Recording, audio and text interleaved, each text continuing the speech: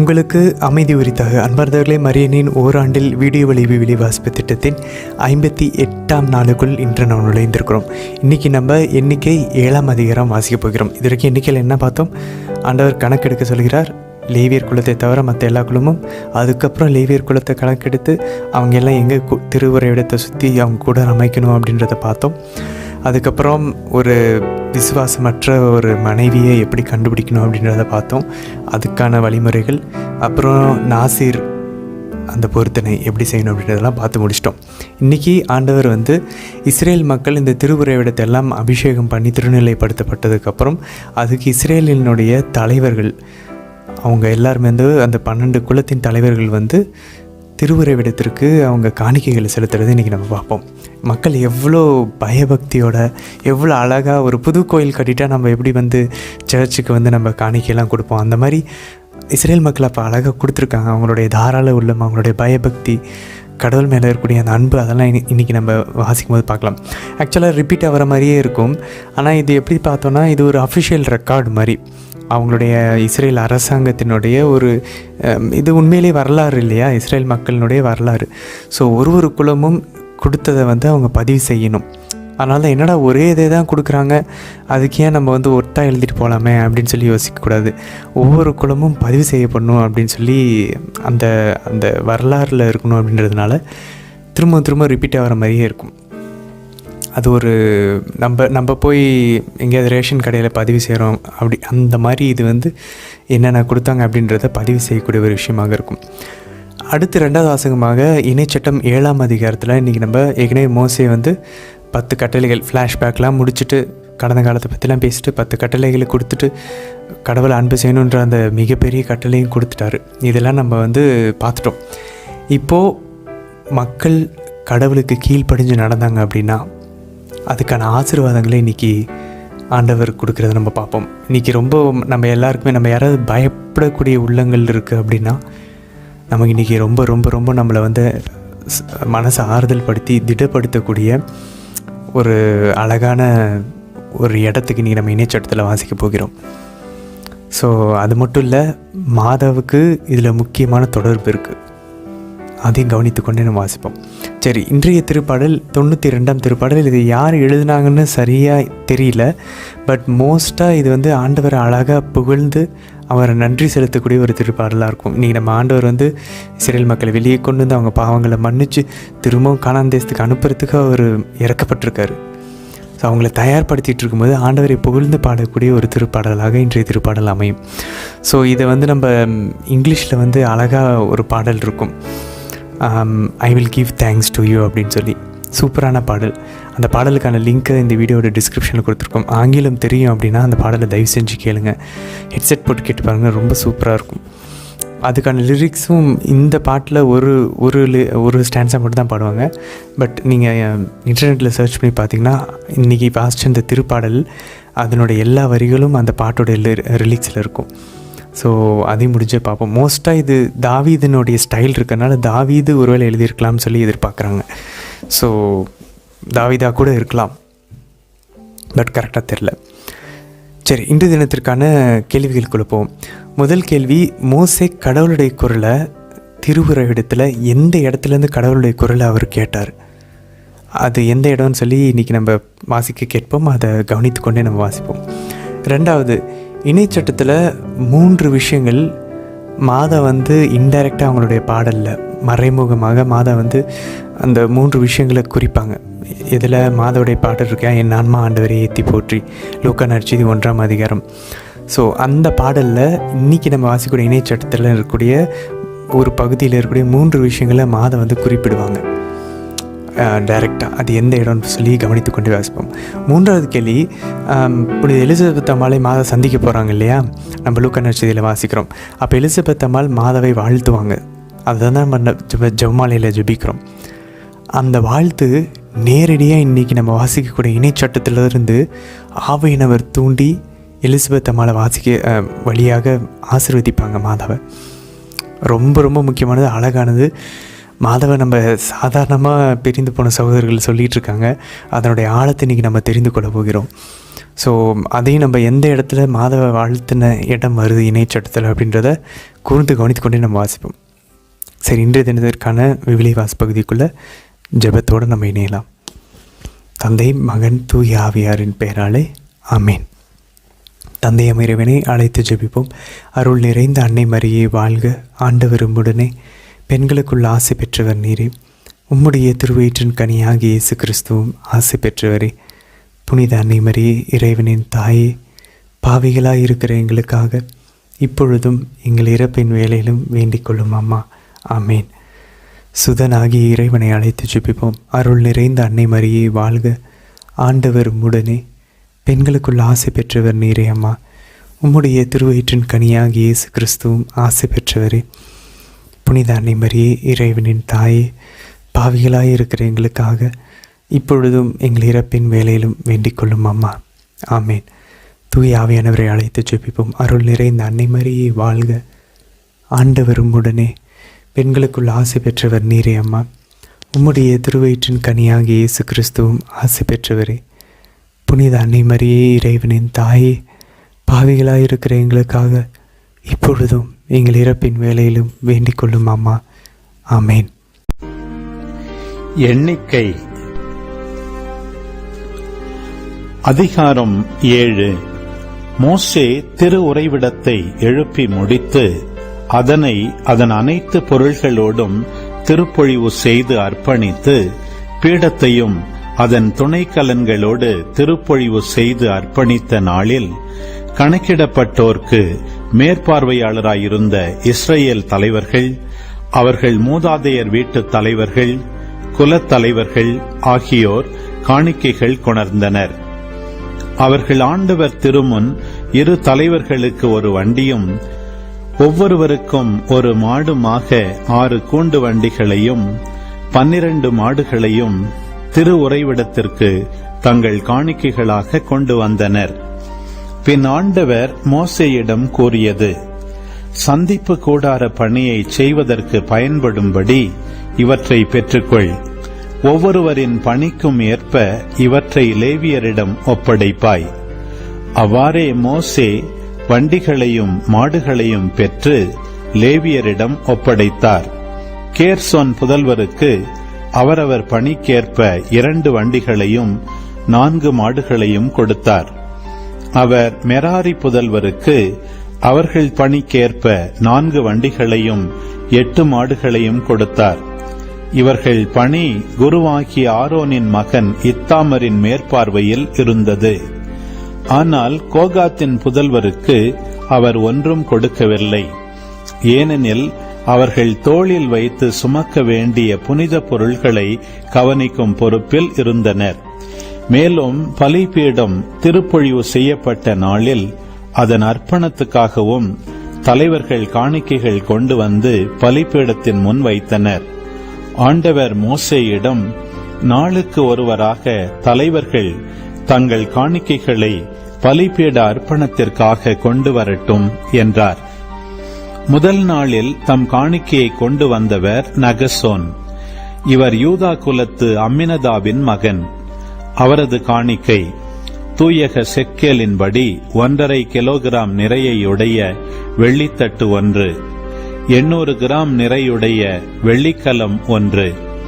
உணவு படையலுக்காக அவை நிறைய எண்ணெயில் பிசைந்த மிருதுவான மாவு இருந்தது. 115 கிராம் நிறையுடைய பொன் பாத்திரம் 1, அது நிறைய தூபம் இருந்தது. இளங்காளை 1, ஆட்டுக்கிடாய் 1, ஓராண்டு செம்மறிக்கிடாய் 1, இவை எரிபலிக்குரியவை. பாவம் போக்கும் பலிக்காக வெள்ளாட்டுக்கிடாய் 1, நல்லுறவு பலி செலுத்துவதற்காக மாடுகள் 2, ஆட்டுக்கிடாய்கள் 5, வெள்ளாட்டுக்கிடாய்கள் 5, ஓராண்டு செம்மறிக்கிடாய்கள் 5. அமினதாபின் மகன் நகசோனின் காணிக்கை இதுவே. 2ஆம் நாளில் காணிக்கை கொண்டு வந்தவர் இசக்கார் தலைவரான சூவாரின் மகன் நெத்தனியேல். அவர் கொண்டு வந்த காணிக்கை தூயக செக்கேலின்படி 1.5 கிலோகிராம் நிறையுடைய வெள்ளித்தட்டு 1, 800 கிராம் நிறையுடைய வெள்ளிக்கலம் 1, உணவு படையலுக்காக அவை நிறைய எண்ணெயில் பிசைந்த மிருதுவான மாவு இருந்தது. 115 கிராம் நிறையுடைய பொன் பாத்திரம் ஒன்று, அது நிறைய தூபம் இருந்தது. இளங்காளை ஒன்று, ஆட்டுக்கிடாய் ஒன்று, ஓராண்டு செம்மறிக்கிடாய் ஒன்று, இவை எரிபலிக்குரியவை. பாவம் போக்கும் பலிக்காக வெள்ளாட்டுக்கிடாய் ஒன்று, நல்லுறவு பலி செலுத்துவதற்காக மாடுகள் 2, ஆட்டுக்கிடாய்கள் 5, வெள்ளாட்டுக்கிடாய்கள் 5, ஓராண்டு செம்மறிக்கிடாய்கள் 5. சூவாரின் மகன் நெத்தனியேலின் காணிக்கை இதுவே. 3ஆம் நாள் செபுலோன் மக்கள் தலைவரான கேலோனின் மகன் எலியாபு. அவரது காணிக்கை தூயக செக்கேலின்படி 1.5 கிலோகிராம் நிறையுடைய வெள்ளித்தட்டு 1, 800 கிராம் நிறையுடைய வெள்ளிக்கலம் 1. உணவு படையலுக்காக அவை நிறைய எண்ணெயில் பிசைந்த மெல்லிய மாவு இருந்தது. 115 கிராம் நிறையுடைய பொன் பாத்திரம் 1, அது நிறைய தூபம் இருந்தது. இளங்காளை 1, ஆட்டுக்கிடாய் 1, ஓராண்டு செம்மறிக்கிடாய் 1, இவை எரிபலிக்குரியவை. பாவம் போக்கும் பலிக்காக வெள்ளாட்டுக்கிடாய் 1, நல்லுறவு பலி செலுத்துவதற்காக மாடுகள் 2, ஆட்டுக்கிடாய்கள் 5, வெள்ளாட்டுக்கிடாய்கள் 5, ஓராண்டு செம்மறிக்கிடாய்கள் 5. கேலோனின் மகன் எலியாவின் காணிக்கை இதுவே. 4ஆம் நாள் ரூபன் மக்களின் தலைவர் எலிட்சோர். இவர் செதேயோரின் மகன். அவர் காணிக்கை தூயக செக்கேலின்படி 1.5 கிலோகிராம் நிறையுடைய வெள்ளித்தட்டு 1, 800 கிராம் நிறையுடைய வெள்ளிக்கலம் 1. உணவு படையலுக்காக அவை நிறைய எண்ணெயில் பிசைந்த மிருதுவான மாவு இருந்தது. 115 கிராம் நிறையுடைய பொன் பாத்திரம் 1, அது நிறைய தூபம் இருந்தது. இளங்காளை 1, ஆட்டுக்கிடாய் 1, ஓராண்டு செம்மறிக்கிடாய் 1, இவை எரிபலிக்குரியவை. பாவம் போக்கும் பலிக்காக வெள்ளாட்டுக்கிடாய் 1, நல்லுறவு பலி செலுத்துவதற்காக மாடுகள் 2, ஆட்டுக்கிடாய்கள் 5, வெள்ளாட்டுக்கிடாய்கள் 5, ஓராண்டு செம்மறிக்கிடாய்கள் 5. செதேயோரின் புதல்வன் எலிட்சோரின் காணிக்கை இதுவே. 5ஆம் நாள் சிமியோன் மக்களின் தலைவர் செலுமியேல். இவர் சுரிசத்தாயின் மகன். அவர் காணிக்கை தூயக செக்கேலின்படி 1.5 கிலோகிராம் நிறையுடைய வெள்ளித்தட்டு 1, 800 கிராம் நிறையுடைய வெள்ளிக்கலம் 1. உணவு படையலுக்காக அவை நிறைய எண்ணெயில் பிசைந்த மிருதுவான மாவு இருந்தது. 115 கிராம் நிறையுடைய பொன் பாத்திரம் 1, அது நிறைய தூபம் இருந்தது. இளங்காளை 1, ஆட்டுக்கிடாய் 1, ஓராண்டு செம்மறிக்கிடாய் 1, இவை எரிபலிக்குரியவை. பாவம் போக்கும் பலிக்காக வெள்ளாட்டுக்கிடாய் 1, நல்லுறவு பலி செலுத்துவதற்காக மாடுகள் 2, ஆட்டுக்கிடாய் 5, வெள்ளாட்டுக்கிடாய்கள் 5, ஓராண்டு செம்மறிக்கிடாய்கள் 5. சுரிசத்தாயின் புதல்வன் செலுமியேலின் காணிக்கை இதுவே. 6ஆம் நாள் காத்து மக்களின் தலைவர் எல்யாசாபு. இவர் தெகுவேலின் மகன். அவர் காணிக்கை தூயக செக்கேலின்படி 1.5 கிலோகிராம் நிறையுடைய வெள்ளித்தட்டு 1, 800 கிராம் நிறையுடைய வெள்ளிக்கலம் 1. உணவு படையலுக்காக அவை நிறைய எண்ணெயில் பிசைந்த மிருதுவான மாவு இருந்தது. 115 கிராம் நிறையுடைய பொன் பாத்திரம் 1, அது நிறைய தூபம் இருந்தது. இளங்காளை 1, ஆட்டுக்கிடாய் 1, ஓராண்டு செம்மறிக்கிடாய் 1, இவை எரிபலிக்குரியவை. பாவம் போக்கும் பலிக்காக வெள்ளாட்டுக்கிடாய் 1, நல்லுறவு பலி செலுத்துவதற்காக மாடுகள் 2, ஆட்டுக்கிடாய்கள் 5, வெள்ளாட்டுக்கிடாய்கள் 5, ஓராண்டு செம்மறிக்கிடாய்கள் 5. தெகுவேலின் புதல்வன் எல்யாசாபின் காணிக்கை இதுவே. 7ஆம் நாள் எப்ராயிம் மக்களின் தலைவர் எலிசாமா. இவர் அம்மிகூதின் மகன். அவர் காணிக்கை தூயக செக்கேலின்படி 1.5 கிலோகிராம் நிறையுடைய வெள்ளித்தட்டு 1, 800 கிராம் நிறையுடைய வெள்ளிக்கலம் 1. உணவு படையலுக்காக அவை நிறைய எண்ணெயில் பிசைந்த மிருதுவான மாவு இருந்தது. 115 கிராம் நிறையுடைய பொன் பாத்திரம் ஒன்று, அது நிறைய தூபம் இருந்தது. இளங்காளை ஒன்று, ஆட்டுக்கிடாய் ஒன்று, ஓராண்டு செம்மறிக்கிடாய் ஒன்று, இவை எரிபலிக்குரியவை. பாவம் போக்கும் பலிக்காக வெள்ளாட்டுக்கிடாய் ஒன்று, நல்லுறவு பலி செலுத்துவதற்காக மாடுகள் 2, ஆட்டுக்கிடாய்கள் 5, வெள்ளாட்டுக்கிடாய்கள் 5, ஓராண்டு செம்மறிக்கிடாய்கள் 5. அம்மிகூதின் புதல்வன் எலிசாமாவின் காணிக்கை இதுவே. 8ஆம் நாள் மனாசே மக்களின் தலைவர் கமாலியேல். இவர் பெதாசூரின் மகன். அவர் காணிக்கை தூயக செக்கேலின்படி 1.5 கிலோகிராம் நிறையுடைய வெள்ளித்தட்டு 1, 800 கிராம் நிறையுடைய வெள்ளிக்கலம் 1. உணவு படையலுக்காக அவை நிறைய எண்ணெயில் பிசைந்த மிருதுவான மாவு இருந்தது. 115 கிராம் நிறையுடைய பொன் பாத்திரம் 1, அது நிறைய தூபம் இருந்தது. இளங்காளை 1, ஆட்டுக்கிடாய் 1, ஓராண்டு செம்மறிக்கிடாய் 1, இவை எரிபலிக்குரியவை. பாவம் போக்கும் பலிக்காக வெள்ளாட்டுக்கிடாய் 1, நல்லுறவு பலி செலுத்துவதற்காக மாடுகள் 2, ஆட்டுக்கிடாய்கள் 5, வெள்ளாட்டுக்கிடாய்கள் 5, ஓராண்டு செம்மறிக்கிடாய்கள் 5. பெதாசூரின் புதல்வன் கமாலியேலின் காணிக்கை இதுவே. 9ஆம் நாள் பென்யமீன் மக்களின் தலைவர் அபிதான். இவர் கிதையோனின் மகன். அவர் காணிக்கை தூயக செக்கேலின்படி 1.5 கிலோகிராம் நிறையுடைய வெள்ளித்தட்டு 1, 800 கிராம் நிறையுடைய வெள்ளிக்கலம் 1. உணவு படையலுக்காக அவை நிறைய எண்ணெயில் பிசைந்த மிருதுவான மாவு இருந்தது. 115 கிராம் நிறையுடைய பொன் பாத்திரம் 1, அது நிறைய தூபம் இருந்தது. இளங்காளை 1, ஆட்டுக்கிடாய் 1, ஓராண்டு செம்மறிக்கிடாய் 1, இவை எரிபலிக்குரியவை. பாவம் போக்கும் பலிக்காக வெள்ளாட்டுக்கிடாய் 1, நல்லுறவு பலி செலுத்துவதற்காக மாடுகள் 2, ஆட்டுக்கிடாய்கள் 5, வெள்ளாட்டுக்கிடாய்கள் 5, ஓராண்டு செம்மறிக்கிடாய்கள் 5. கிதையோனின் புதல்வன் அபிதானியின் காணிக்கை இதுவே. 10ஆம் நாள் தான் மக்களின் தலைவர் அகியேசர். இவர் அம்மிசத்தாயின் மகன்.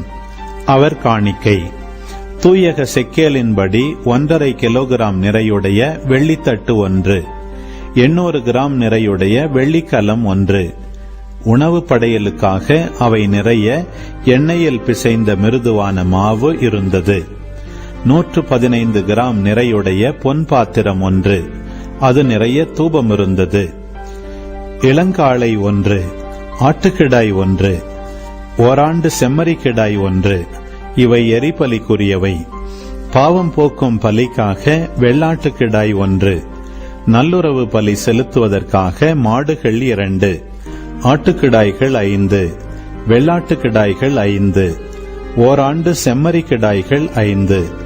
அம்மிசத்தாயின் புதல்வன் அகியேசரின் காணிக்கை இதுவே. 11ஆம் நாள் ஆசேர் மக்களின் தலைவர் பகியேல். இவர் ஒக்ரானின் மகன். அவர் காணிக்கை தூயக செக்கேலின்படி 1.5 கிலோகிராம் நிறையுடைய வெள்ளித்தட்டு 1, 800 கிராம் நிறையுடைய வெள்ளிக்கலம் 1.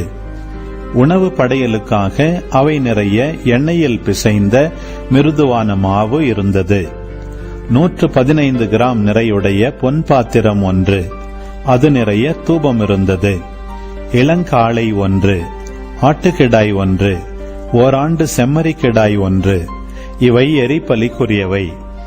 பாவம் போக்கும் பலிக்காக வெள்ளாட்டுக்கிடாய் 1, நல்லுறவு பலி செலுத்துவதற்காக மாடுகள் 2, ஆட்டுக்கிடாய்கள் 5, வெள்ளாட்டுக்கிடாய்கள் 5, ஓராண்டு செம்மறிக்கிடாய்கள் 5. ஒக்ரோனின் மகன் பகியேலின் காணிக்கை இதுவே. 12ஆம் நாள் நப்தலி மக்களின் தலைவர் அகிரா. இவர் ஏனானின் மகன். அவர் காணிக்கை தூயக செக்கேலின்படி 1.5 கிலோகிராம் நிறையுடைய வெள்ளித்தட்டு 1, 800 கிராம் நிறையுடைய வெள்ளிக்கலம் 1. உணவு படையலுக்காக அவை நிறைய எண்ணெயில் பிசைந்த மிருதுவான மாவு இருந்தது. 115 கிராம் நிறையுடைய பொன் பாத்திரம் ஒன்று, அது நிறைய தூபம் இருந்தது. இளங்காளை ஒன்று, ஆட்டுக்கிடாய் ஒன்று, ஓராண்டு செம்மறிக்கிடாய் ஒன்று, இவை எரிபலிக்குரியவை. பாவம் போக்கும் பலிக்காக வெள்ளாட்டுக்கிடாய் ஒன்று, நல்லுறவு பலி செலுத்துவதற்காக மாடுகள் 2, ஆட்டுக்கிடாய்கள் 5, வெள்ளாட்டுக்கிடாய்கள் 5, ஓராண்டு செம்மறிக்கிடாய்கள் 5.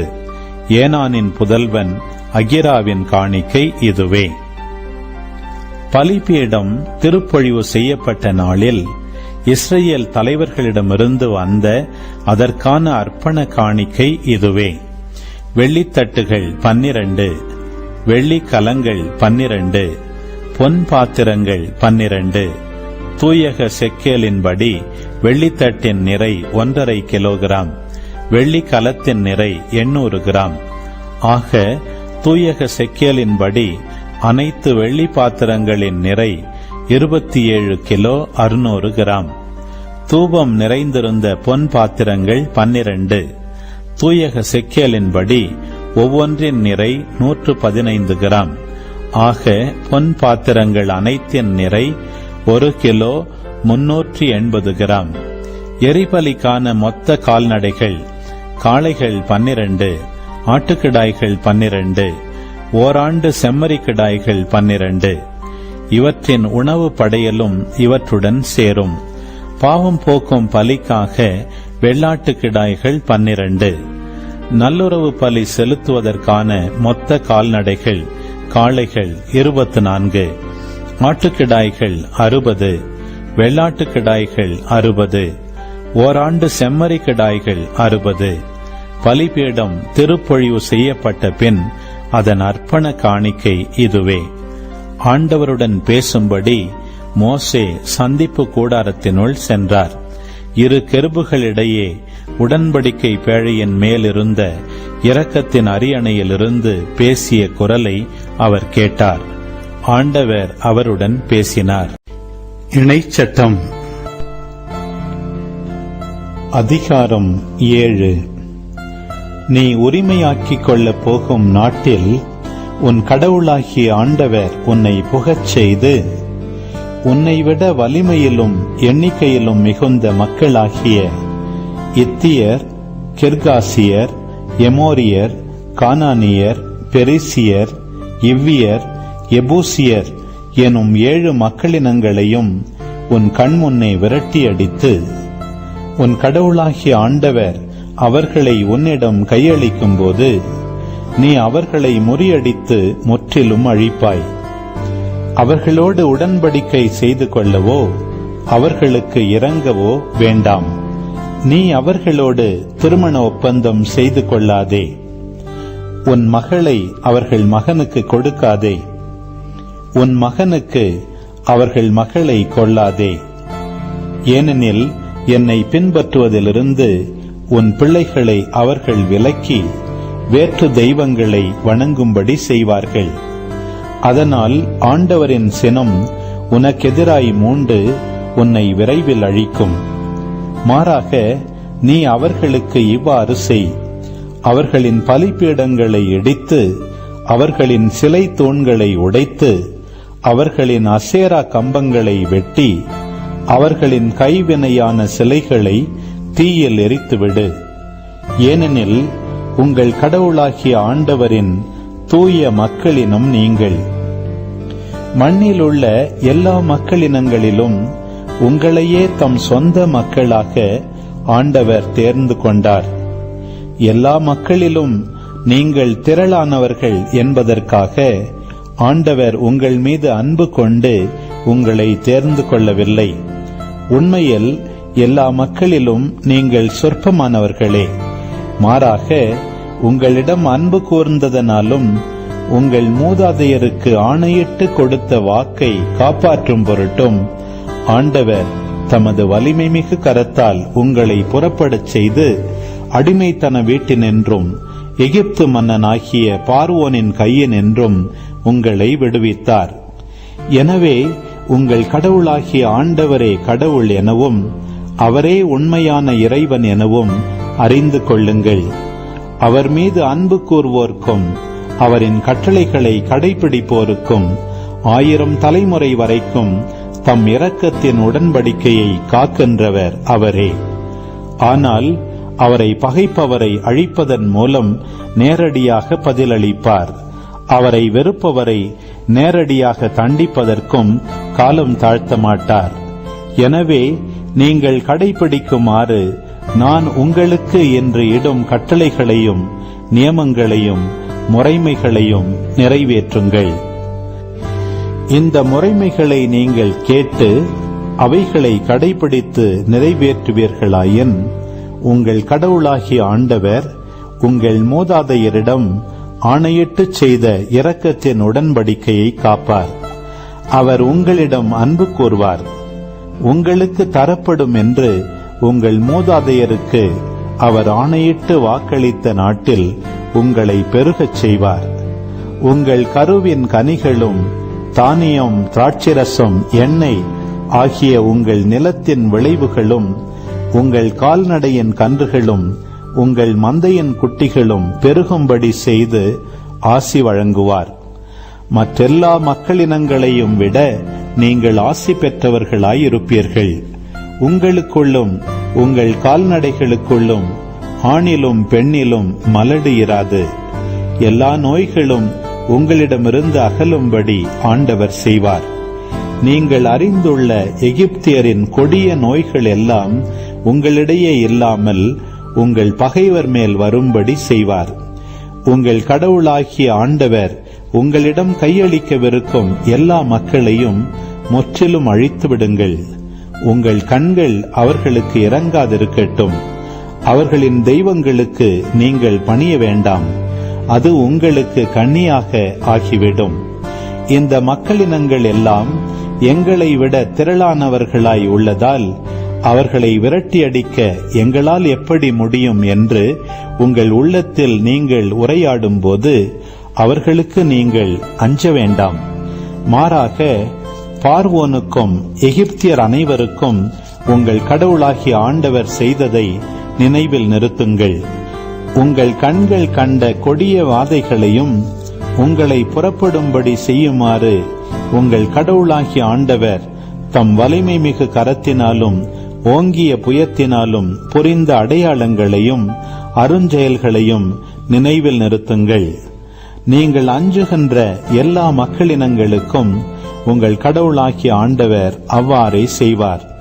அதற்கும் தப்பி உங்களிடமிருந்து ஓடி ஒளிந்து கொள்பவர்களுக்குள்ளே உங்கள் கடவுளாகிய ஆண்டவர் செங்குளவிகளை அனுப்பி அவர்களை அழிப்பார். அவர்களுக்கு அஞ்ச வேண்டாம், ஏனெனில் உங்கள் கடவுளாகிய ஆண்டவர் உங்களிடையே உள்ளார். அஞ்சுதற்குரிய ஆற்றல் மிகு கடவுள் அவரே. உங்கள் கடவுளாகிய ஆண்டவர் அந்த மக்களை உங்கள் கண்கள் காண கொஞ்சம் கொஞ்சமாக அழிந்து போகச் செய்வார்.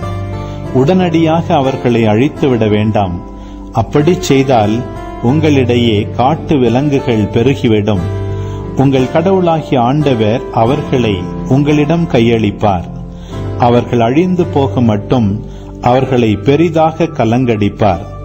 அவர்களின் மன்னர்களையும் உங்களிடம் கையளிப்பார். அவர்களது பெயர் மண்ணினின்று மறைந்து போகச் செய்யுங்கள். நீங்கள் அவர்களை முற்றிலும் அழிக்கும் வரை எந்த மனிதரும் உங்களுக்கு எதிராக நிற்க முடியாது. கைவினையான அவர்களின் தெய்வ சிலைகளை தீயில் எரித்துவிடுங்கள். அவைகளின் மேலுள்ள வெள்ளியையோ தங்கத்தையோ நீங்கள் விரும்பவோ உங்களுக்காக எடுக்கவோ வேண்டாம். ஏனெனில் அவை உங்களுக்கு கண்ணியாக ஆகிவிடும். அவை உங்கள் கடவுளாகிய ஆண்டவருக்கு அருவருப்பானவை. அவைகளைப் போல சாபத்துக்கு உள்ளாகாதபடி அருவருப்பான எதையும் உங்கள் வீட்டுக்கு கொண்டு வராதிருங்கள். அவைகளை முற்றிலும் அருவருக்க வேண்டும், ஏனெனில் அவை சாபத்துக்கு உள்ளானவை. திருப்பாடல் 92. ஆண்டவருக்கு நன்றி உரைப்பது நன்று. உன்னதரே, உமது பெயரை புகழ்ந்து பாடுவது நன்று. காலையில் உமது பேரன்பையும் இரவில் உமது வாக்கு பிறழாமையையும் 10 நரம்பு வீணையோடும் தம்புரு சுரமண்டல இசையோடும் எடுத்துரைப்பது நன்று. ஏனெனில் ஆண்டவரே, உம் வியத்தகு செயல்களால் என்னை மகிழ்வித்தீர். உம் வலிமை மிகு செயல்களை குறித்து நான் மகிழ்ந்து பாடுவேன். ஆண்டவரே, உம் செயல்கள் எத்துணை மேன்மையானவை, உம் எண்ணங்கள் எத்துணை ஆழமானவை. அறிவிலிகள் அறியாததும் மூடர் உணராததும் இதுவே. பொல்லார் புல்லை போன்று செழித்து வளரலாம், தீமை செய்வோர் அனைவரும் பூத்து குலுங்கலாம். ஆனால் அவர்கள் என்றும் அழிவுக்கு உரியவரே. நீரோ ஆண்டவரே என்றுமே உயர்ந்தவர். ஏனெனில் ஆண்டவரே, உம் எதிரிகள், ஆம் உம் எதிரிகள் அழிவது திண்ணம். தீமை செய்வோர் அனைவரும் சிதறுண்டு போவர். காட்டெருமைக்கு நிகரான வலிமையை எனக்கு அளித்தீர். புது எண்ணெயை என்மேல் பொழிந்தீர். என் எதிரிகளின் வீழ்ச்சியை நான் கண்ணார கண்டேன். எனக்கு எதிரான பொல்லார்க்கு நேரிட்டதை நான் காதார கேட்டேன். நேர்மையாளர் பேரீச்சை மரமென செழித்தோங்குவர். லெபனோனின் கேதுரு மரம் என தழைத்து வளர்வர். ஆண்டவரின் இல்லத்தில் நடப்பட்டோர் நம் கடவுளின் கோவில் முற்றங்களில் செழித்தோங்குவர். அவர்கள் முதிர் வயதிலும் கனி தருவர். என்றும் செழுமையும் பசுமையுமாயிருப்பர். ஆண்டவர் நேர்மையுள்ளவர். அவரே என் பாறை. அவரிடம் அநீதி ஏதுமில்லை என்று அறிவிப்பர். ஆமேன். ஆண்டவர், இந்த நாளுக்கான இந்த இறை வார்த்தைகளுக்காக நன்றி செலுத்துகிறோம் அப்பா. ஆண்டவர், நீங்கள் எங்களிடமிருந்து கேட்பதெல்லாம் ஒன்று தான். உங்களை அன்பு செய்ய சொல்லுகிறீங்க. முழு உள்ளத்தோடும், முழு ஆன்மாவோடும், முழு பெணத்தோடும், முழு சிந்தையோடும் உங்களை அன்பு செய்ய நீங்கள் அழைக்கிறீங்க. ஆண்டவரே, உங்களுடைய கட்டளைகள் எல்லாம் தேனிலும் இனிமையான ஒரு சுவையான உணவாக நாங்கள் அதை உண்டு அதில் இடமோ வளமோ விலகாமல் ஒவ்வொன்றாக கண்ணும் கருத்துமாக கடைப்பிடிச்சு உங்களை நாங்கள் எவ்வளோ அன்பு செய்கிறோன்றதை நாங்கள் நிரூபிக்கணும். ஆண்டவரே, அதுக்கு தடையறக்கூடிய எங்களுடைய உடல், எங்களுடைய உலகத்தின் பற்றுதல்கள், சாத்தானின் எல்லா மாய கவர்ச்சிகளையும் முழுசாக அழித்தொழிக்க எங்களுக்கு திடத்தின் ஆவியை தந்துள்ளோம் அப்பா. அம்மா, நாங்களும் உங்களைப் போல ஆசீர்வாதம் பெற்ற மக்களாக, உங்களில் ஒரு அணுவாக, ஒரு சதவீதமாவது உங்களை போல நாங்கள் வாழ எங்களுக்காக பரிந்து பேசுங்கம்மா. தந்தை, மகன், தூய ஆவியாரின் பெயராலே ஆமீன். அன்பார்ந்தவர்களே, இன்றைய தினத்திற்கான அந்த 3 கேள்விகளுக்கான பதிலை பார்ப்போம். முதல் கேள்வி, ஆண்டவருடைய குரலை மோசே எங்கேருந்து கேட்டார்? ரொம்ப ஈஸியான பதில் தான். எண்ணிக்கை 7ஆம் அதிகாரம் நம்ம வாசிக்கிறோம். ஆண்டவர் இரக்கத்தின் அரியணையிலிருந்து ஆண்டவர் பேசுவார். மோசே அந்த குரலுக்கு செவி சாய்ப்பார். 89வது வசனத்தில் நம்ம பார்க்குறோம். 2வது, இணைச்சட்டத்தில் 7ஆம் அதிகாரத்தில் மாதம் 3 விஷயங்களை குறிப்பிடுவாங்க அவங்களுடைய பாடலில். எதுன்னு சொல்லி பார்த்தோம் அப்படின்னா, 7ஆம் அதிகாரத்தில் இணைச்சட்டத்தில் 8லேருந்து 9 வசனங்கள் வாசனை சொல்லும். நம்ம பார்ப்போம். உண்மையில் எல்லா மக்களிலும் நீங்கள் சொற்பமானவர்களே. நீங்கள் பெரிய இனம் அப்படின்றதுனாலலாம் கடவுள் உங்களை தேர்ந்தெடுக்கலை. ஆக்சுவலாக நீங்கள் ஒன்றும் இல்லாமல் கம்மியானவங்க. யூ ஆர் வெரி ஃபியூவஸ்ட் அப்படின்னு சொல்லி நம்ம ஆங்கிலத்தில் வாசிக்கிறோம்.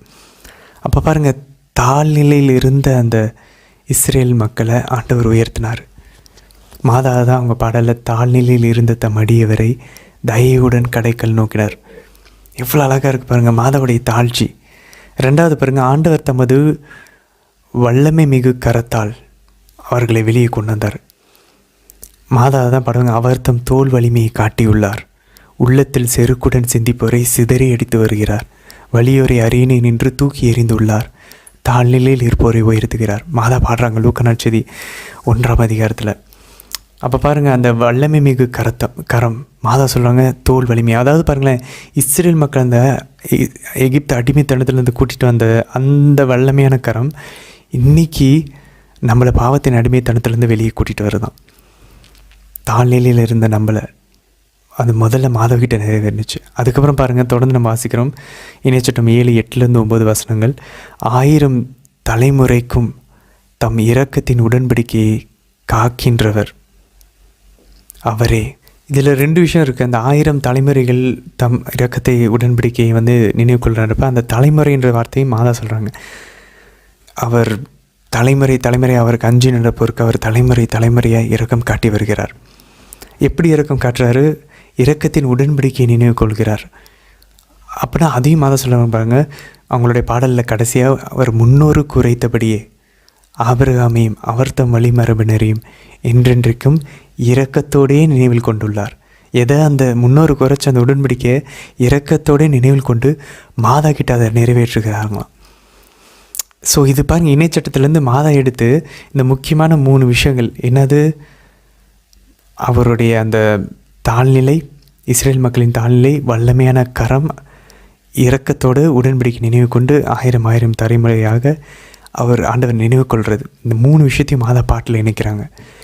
ஏன் அப்படின்னு சொல்லி பார்த்தோன்னா, நம்ம அழகாக பாருங்கள், 3வது கேள்விக்கு போகலாம். எலிசபெத் அம்மாள் மாதாவை வாழ்த்துறாங்க. என்னன்னு சொல்லி வாழ்த்துறாங்க? லூக்கா நற்செய்தி 1ஆம் அதிகாரம் 41 அப்போ எலிசபெத் அம்மாள், புனித எலிசபெத் அம்மாள் தூய ஆவியானவர்களால் முற்றிலுமாய் ஆட்கொள்ளப்பட்டு உறக்க குரலில் சொல்கிறாங்களாம், பெண்களுக்குள் ஆசை பெற்றவர் நீரே, திரு வயிற்றின் கனியும் ஆசை பெற்றவரே, என் ஆண்டவரின் தாயினிடம் வர நான் யார்? நம்ம இது இணைச்சட்டம் 7ஆம் அதிகாரம் 12-13 வசனங்கள் நான் இப்போ வாசிக்கிறேன் பாருங்கள். இதே பெண்களுக்குள் ஆசை பெற்றவர் திருவயிற்றின் கனியும் ஆசை பெற்றது. எங்கேருந்து எடுத்துக்கிறாங்க பாருங்கள். இணைச்சட்டம் 7ஆம் அதிகாரம் 12-13 வாசிங்க. இந்த முறைமைகளை நீங்கள் கேட்டு, எது இவ்வளோ நேரம் நம்ம பார்த்தோம் இல்லையா, இந்த மோசேயினுடைய இந்த சட்டங்கள், இந்த தோரா, இந்த 10 கட்டளைகள், எல்லா கட்டளைகளையும், இந்த முறைமைகளை எல்லாம் நீங்கள் கேட்டு ஃபஸ்ட்டு அவைகளை கடைப்பிடித்து நிறைவேற்றுவீர்களான அப்படி ஆயின் உங்கள் கடவுளாகிய ஆண்டவர் உங்கள் மூதாதையரிடம் ஆணையிட்டு செய்த இரக்கத்தின் உடன்படிக்கையை காப்பார். ஸோ அவருடைய கட்டளைகளை கேட்டு அதன்படி ஃபுல்லாக நம்ம நிறைவேற்றி நடந்தோன்னா ஆண்டவர் அவர் உடன்படிக்கையை காப்பாராம். பாருங்கள், அதனால தான் பாருங்கள் மாதா பாடுறாங்க, மூதாதையருக்கு உரைத்தபடியே அவர் ஆபிரகாமையும் அவர் தம் வழிமரபினரையும் என்றென்றைக்கும் இரக்கத்தோடு நினைவு கொண்டு அந்த உடன்படிக்கை நினச்சிட்டு மாதா கிட்ட வந்திருக்காரு ஆண்டவர். கபிரியேல் வானதூதர் அனுப்பியிருக்கார். அப்படின்னா என்ன அர்த்தம்? இங்கே நம்ம வாசிக்கிறோம், அவருடைய கட்டளைகளை கடைப்பிடிச்சு நடந்தால் அவர் உடன்படிக்கையை காப்பார், அவர் உங்களிடம் அன்பு கூறுவார். அதனால தான் கபிரியேல் வானதூதர் மாதிரி சொல்லுவாங்க, அருள் நிறைந்தவரே வாழ்க, கடவுளின் அருளை நீங்கள் கண்டடைந்து மரியா அஞ்ச வேண்டாம், கடவுளுடைய அருளை கண்டடைந்துள்ளீர். You have found favour with God. கடவுளை உங்களை அன்பு கூறுவார். இணையச்சட்டம் சொல்லுது கட்டளைகளை கடைப்பிடிச்சாதான். அப்போ மாதா எந்த அளவுக்கு கட்டளைகளை கடைப்பிடிச்சிருப்பாங்க பாருங்கள். கடவுள் இறங்கி வந்துட்டார், மீட்பு வந்துச்சு இந்த உலகத்துக்கு. அது மட்டும் இல்லை பாருங்கள், இன்னும் ஸ்ட்ராங்காக பாருங்கள், உங்களுக்கு தரப்படும் என்று உங்களுக்கு உங்கள் மூதாதையருக்கு அவர் ஆணையிட்டு வாக்களித்த நாட்டில் உங்களை பெருக செய்வார்.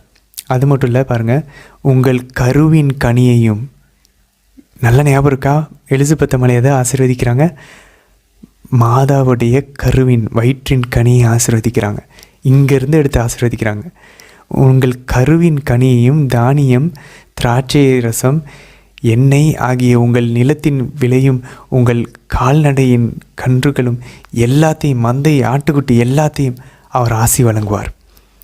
பாருங்கள், வயிற்றின் கனியை ஆசீர்வதிப்பாங்க. எப்போ நீங்கள் இந்த முறைமைகளை எல்லாம் கேட்டு அதை நீங்கள் நிறைவேற்றினீங்கன்னா.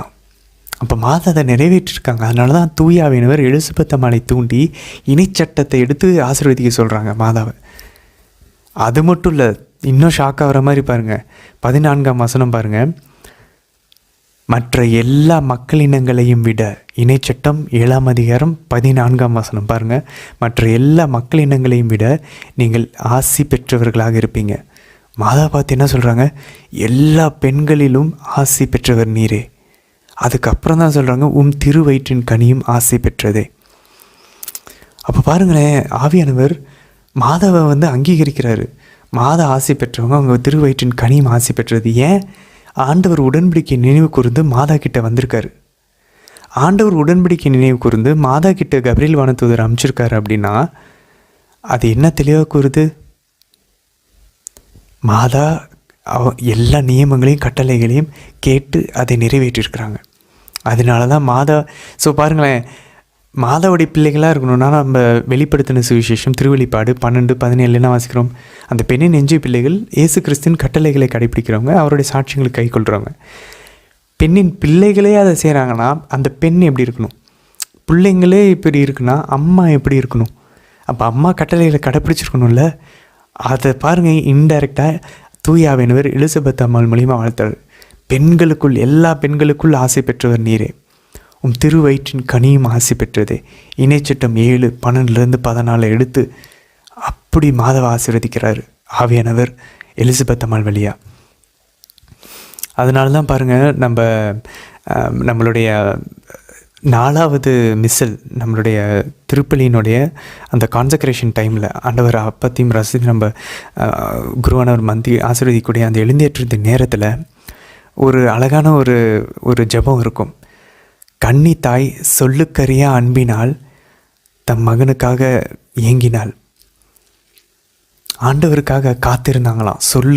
சொல்லுக்கரியா அன்பினால் எவ்வளோ அன்பினால் ஏங்கி மாதா காத்திருந்தாங்கன்னா, மாதா எவ்வளோ ஜெபிச்சிருந்தாங்கன்னா அவரே இறங்கி வந்திருப்பார். அவர் உடன்படிக்கை நினைவு கூர்ந்து. இப்போ பாருங்கள், மோசேயை ஆண்டவரிடம் பரிந்து பேசுகிறாரு. அப்போ தான் ஆண்டவர் ஓகே உடன்படிக்கை நினைவு கூர்ந்து இஸ்ரேல் மக்களை அழிக்காமல் விடுறார். இங்கே மாதா எந்த அளவுக்கு ஜெபிச்சிருப்பாங்கன்னா அதை முழுசாக நிறைவேற்றுவதற்கு, புதிய ஏற்பாடை, புதிய உடன்படிக்கையவே நிலைநாட்டுவதற்கு ஆண்டவர் இறங்கி வந்திருப்பார்.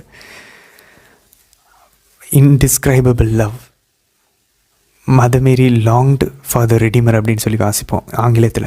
சொல்லுக்கரியா அன்பினால் மாதா ஏங்கினாங்க, காத்திருந்தாங்களாம் மீட்பருக்காக. அதனால மீட்பர் அவங்களுடைய திருவுதிரத்தில் வந்தாங்களாம். அதனால் நமக்கு நன்றாக தெரிய வேண்டும், நம்ம சொல்கிற ஜெபமாலையில் சொல்லக்கூடிய ஜெபம் அது வெறும் லூக்கா நற்செய்தியில் மட்டும் இல்லை, அது இணையச்சட்டம் 7ஆம் அதிகாரத்துலையும் இருக்குன்றது நமக்கு இப்போ தான் புரிய வருது. அதனால தான் நம்ம பாருங்கள், நம்ம மாதாவோட பிள்ளைங்களாக இருக்கணும்னா இந்த வசனங்கள், பெண்களுக்குள் ஆசை பெற்றவர் நிறையும் திருவயிற்றின் கனியாகி இயேசுவும் ஆசை பெற்றதுன்னு திரும்ப திரும்ப சொல்லும்போது நமக்கு ஞாபகத்தில் இருக்கணும், ஆண்டவருடைய நியமங்களை எல்லாம் கேட்டு அதை படி நிறைவேற்றுகிறவர்கள் பெண்களுக்குள் எல்லா மக்களினங்களிலும் ஆசை பெற்றவங்களாக இருப்பாங்க. அவங்க வயிற்றின் கனி, நிலம், செய்கிற வேலை எல்லாத்தையும் ஆண்டவர் ஆசீர்வதிப்பார். அதை நமக்கு நினைவு இருக்கணும். அப்போ பாருங்கள், இந்த ஜெபங்களை சொல்ல சொல்ல சொல்ல நமக்கு கட்டளைகளை கடைப்பிடிப்பதற்கான அருள் நமக்கு கிடைத்து கொண்டே இருக்கும். சரி, இது ஒரு பக்கம் இருக்குது. இன்றைய தினத்தில் பாருங்கள், நம்ம தொடர்ந்து வாசிக்கிறோம் இணைச்சட்டம் 7ஆம் அதிகாரத்தில் 17-19 பாருங்கள். பயப்படக்கூடிய நமக்கு ஆண்டவர் கொடுக்கக்கூடிய அழகான ஒரு ஒரு ஒரு ஒரு பதில் பாருங்கள். ஆண்டவர் இஸ்ரேல் மக்களை பார்த்து சொல்கிறாரு, இந்த மக்களினங்கள் எல்லாம் இவங்க போகிறாங்கள கானான் தேசம், அதை பார்த்து எங்களை விட திரளானவர்களாக உள்ளார்கள், அவர்களை விரட்டியடிக்க எங்களால் எப்படி முடியும் என்று நீங்கள் உங்கள் உள்ளத்தில் நீங்கள் உரையாடும்போது, அப்படி நீங்கள் நினைக்கும்போது அவர் சொல்கிறார் பாருங்கள் 18ஆம் வசனத்தில், உங்களுக்கு நீங்கள் அவர்களுக்கு அஞ்ச வேண்டாம், மாறாக பார்வோனுக்கும் எகிப்தியருக்கும் அனைவருக்கும் உங்கள் கடவுளாக ஆண்டவர் செய்ததை உங்கள் நினைவில் கொள்ளுங்கள். ஆங்கிலத்தில் எப்படி போட்டிருக்கோன்னா, ஜஸ்ட் ரிமெம்பர் திஸ், இதை ஞாபகம் பண்ணுங்கள். நீங்கள் கானான் தேசத்தில் இருக்கிற எதிரிகளை பார்த்து பயப்படுறீங்க, பார்வோனுக்கும் எகிப்து ஆளுங்களுக்கும் ஆண்டவர் என்ன பண்ணார்னு யோசிச்சு பாருங்களேன். நம்ம நிறைய நேரங்கள் நம்ம சவாலை நினச்சி பயப்படும் போது நம்ம செய்ய வேண்டியது இதுதான். நம்ம கடந்த காலத்திலேயே நம்ம கண்ணுக்கு முன்னாடி ஆண்டவர் எவ்வளோ நல்ல விஷயங்களை செஞ்சுருப்பார், அருமை அடையாளங்களை செஞ்சுருப்பார். அதை நினச்சி பார்க்கணும். தொடர்ந்து பாருங்கள், சொல்லுது, உங்கள் கடவுளாகிய ஆண்டவர் தம் வலிமை மிகு கரத்தினாலும் ஓங்கிய புயத்தினாலும் புரிந்த அடையாளங்களையும் அரும் செயல்களையும் நினைவில் நிறுத்துங்க. நமக்கும் அதே பண்ணியிருப்பார் ஆண்டவர், கண்டிப்பாக கடவுள் பண்ணியிருப்பார். அதை நம்ம நினைவில் நிறுத்தி, நீங்கள் அஞ்சுகின்ற எல்லா மக்களுக்கும் உங்கள் கடவுளாகிய ஆண்டவர் அவ்வாறே செய்வார். நமக்கு இது கடந்த காலத்தில் செஞ்சார்ல, நம்ம கூட இருந்தார்ல, இப்போவும் நம்ம கூட இருப்பார். இனி நம்ம வரப்போகிற எல்லா சவால்களிலும் ஆண்டவர் அப்படியே பண்ணுவார். அதான் புனித நம்ம ஏற்கனவே பார்த்தோம், நம்ம தாவீது அரசர் பாருங்க, என்ன சிங்கத்துக்கிட்டேருந்து காப்பாற்றுற கடவுள் இந்த கோலியாத்துக்கிட்டேருந்து காப்பாற்றுவார். அதே தைரியம் சவுல்கிட்டே இருந்துச்சு. சவுல் அவரை கொல்ல துரிஞ்சப்பையும் தாவீது பயப்படவே இல்லை. ஏன்னா அவருக்கு தெரியும், சிங்கத்துக்கிட்டேருந்து காப்பாற்றினார், இப்போ கோலியாத்துக்கிட்டேருந்து காப்பாற்றினார், இப்போ சவுலுக்கிட்ட இருந்தும் காப்பாற்றுவார். பின்னாடி எல்லா பிலிஸ்தியர்கள் எல்லா எதிரிகள்கிட்ட இருந்தும் ஆண்டவர் காப்பாற்றுவார். நமக்கும் அந்த தைரியம் வரணும். நம்ம கடந்த காலத்தை யோசிச்சாலே வந்துடும். அதுவும் எவ்வளோ அழகாக சொல்லப்பட்டிருக்கு பாருங்கள் 21ஆம் வசனத்தில், அவர்களுக்கு அஞ்ச வேண்டாம், ஏனெனில் உங்கள் கடவுளாகிய ஆண்டவர் உங்களிடையே உள்ளார். He is among you, He is within you. அஞ்சுதற்குரிய ஆற்றல் மிகு கடவுள் அவரே. ஆங்கிலத்தில் he's an awesome and great காடுன்னு இருக்கும். அஞ்சுதற்குரிய ஆற்றல் மிகு ஆசம் காடு நம்ம கூட இருக்காராம். அதனால் நம்ம யோவானுடைய கடிதத்தில் வாசிக்கிறோம், உலகில் இருக்கும் அவனை விட எனக்குள் இருப்பவர் பெரியவர். புதிய ஏற்பாடு இப்படி சொல்லுது, உலகில் இருக்கும் அவனை விட எனக்குள் இருப்பவர் பெரியவர். அவர் சொல்கிறப்பங்க, நீங்கள் அவர்களை முற்றிலும் அறித்து எந்த மனிதரும் உங்களுக்கு எதிராக நிற்க முடியாது, நீங்கள் முற்றிலும் அவர்களை நீங்கள் எதிர்த்து நிற்பீங்க அப்படின்னு சொல்லி. ஸோ கடவுள் நம்ம கூட இருக்கும்போது எந்த மனிதரும் நமக்கு எதிராக நிற்கவே முடியாது. அப்போ பாருங்கள், நம்ம ஜெபிக்கும்போது ஆண்டவரே உங்களுடைய பேரன்பை காட்டுங்க, ஸ்டெட்ஃபாஸ்ட் லவ், உங்களுடைய நம்பிக்கைக்குரிய தன்மையை காட்டுங்க, ஃபெய்த்ஃபுல்னஸ். ஆண்டவரே ஆபிரகாம் ஈசாக்கு யாக்கோபுக்கு செஞ்ச நீங்கள் உடன்படிக்கை, ஆண்டவர் ஈசாவோட ரத்தத்தை சிந்தி ஏற்படுத்தின அந்த உடன்படிக்கை நினைவு கூர்ந்தலும் சொல்லி நம்ம ஜெபிக்கலாம். அதே நேரத்தில் நம்ம வேறு என்ன வார்த்தைகள் யூஸ் பண்ணலாம்? ஆண்டவர் உங்களுடைய நாமத்தை முன்னிட்டு எங்கள் மேல் அப்படின்னு உங்கள் முகத்தின் ஒளியை திருப்புங்க ஆண்டவரேன்னு சொல்லலாம். ஆண்டவர் உங்கள் வல்லமை மிகு கரத்தினால் நீங்கள் இஸ்ரேல் மக்களை விடுவிச்சது போல் எங்களை விடுவீங்க. ஸோ இந்த வார்த்தைகளெல்லாம் நம்ம பயன்படுத்தலாம். நம்ம ஜெபத்தை இந்த இறை வார்த்தைகளை பயன்படுத்தி நம்ம ஆண்டவர்கிட்ட பேச நம்ம முயற்சிக்கலாம். ஏன்னா இதில் தூய ஆவியானவருடைய தூண்டுதல்னால் எழுதப்பட்டதுனால இந்த வார்த்தைகளை பயன்படுத்தி நம்ம ஜெபிக்கும்போது அந்த ஜெபத்திலையும் தூய ஆவியானவரோட அபிஷேகம் இருக்கும். அது மட்டும் இல்லை பாருங்கள், 26வது வசனத்தில் அந்த வேற்று இனத்து மக்கள், அவங்களுடைய சிலைகள், அவங்களுடைய பீடங்கள் எல்லாத்தையும் ஆண்டவர் என்ன சொல்கிறார் பாருங்களேன். 26வது வசனத்தில் அவைகளை முற்றிலும் அருவருக்க வேண்டும், ஏனெனில் அவை சாபத்துக்குள்ளானவை, அதை முற்றிலும் அழிக்கணுன்றார். நம்மளுடைய உடலின் ஆசைகள், உலகத்தின் மாய கவர்ச்சிகள், சாத்தானினுடைய அந்த பொய்கள் எல்லாத்தையும் முற்றிலுமாக அருவருக்கணும், அதை அழிச்சிடணுமா. அதான் கத்தோலிக்க திருச்சபையின் மறைக்கல்வி CCC 1490 கடவுளிடமிருந்து ஒருத்தர் மனமாற்றம் அடைகிறாருன்னா ரிப்பென்டன்ஸ் அப்படின்றதுக்கு 3 விஷயம் சொல்கிறாங்க. முதல் விஷயம், செஞ்ச பாவத்துக்கு மனத்துயர் வேணும், சாரோ கன்ட்ரிஷன், உண்மையான மனத்துயர். ஆமாம் நம்ம செஞ்ச தப்புன்னு சொல்லி ஒத்துக்கிட்டு ஒரு வருத்தம் வரணும். 2வது, அந்த பாவத்தை அருவருக்கணுமா. ஆண்டவருக்கு அது அருவருப்பானவை, உங்களுக்கும் அது அருவருப்பானவையாக இருக்கணும் அப்படின்னு சொல்லி சொல்கிறாரு. 3வது, அதை இனிமேல் செய்ய மாட்டேன்ற தீர்க்கமான முடிவு எடுக்கணுமா. ஒவ்வொரு முறை நம்ம பாவத்துக்கு போகும்போதும் ஒரு பாவத்துக்கும் இந்த 3 முடிவுகள் நம்ம எடுக்கணும். அதை குறித்த உண்மையான மனத்துயரம், 2வது அதை அருவருக்க வேண்டுமா அந்த பாவத்தை, இனி அதை செய்ய மாட்டேன்னு ஃபர்ம் ரெசல்யூஷன், தீர்க்கமான முடிவு. இந்த 3 எடுத்தோன்னா நம்ம மனம் திரும்புகிறோன்னு அர்த்தமா அந்த பாவத்திலிருந்து. ஆனால் அது ஈஸியாக நடந்துடாது. பெனன்ஸ் பண்ண ஆரம்பிக்கணும்.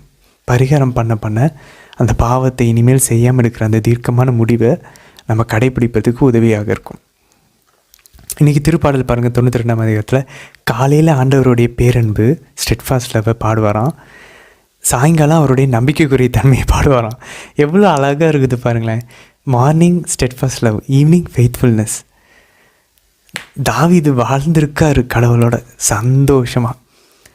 அவர் பாருங்கள் 4வது வசனத்தில் 92 திருப்பாடலில், ஏனெனில் ஆண்டவரே வியத்தகு செயல்களை எல்லாம் எண்ணி மகிழ்வித்தீர். நீங்கள் உங்களுடைய வியத்தகு செயல்கள்னால என்னை நீங்கள் மகிழ்ச்சிருக்கீங்க. You have made me glad by your works அப்படின்னு சொல்லி நம்ம இங்கிலீஷில் வாசிக்கிறோம். வலிமை மிகு செயல்களை குறித்து நான் மகிழ்ந்து பாடுவேன். தூய ஆவியானவர் இருக்கார் அப்படின்னா ஒரு அழகான ஒரு விஷயம் என்ன தெரியுமா சொல்கிறாங்க, ஜாய் இருக்குமா, நம்மக்கிட்ட மகிழ்ச்சி இருக்குமா. பட் ஸ்டார்டிங்கில் அது வராது.